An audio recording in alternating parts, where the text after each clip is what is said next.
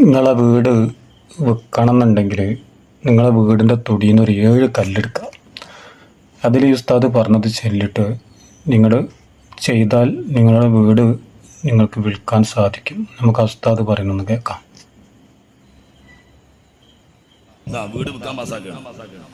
വീട് വിൽക്കാൻ 7 കല്ല് ആ പറമ്പെന്ന് എടുക്കുക. എല്ലാരും വീടും വിൽക്കാനാ പറയണ്ടേ, ഒക്കെ വിറ്റോളി, ആർക്കും വീട് വേണ്ട. 7 ചരക്കല്ലെടുത്തിട്ട് കഴുകുക.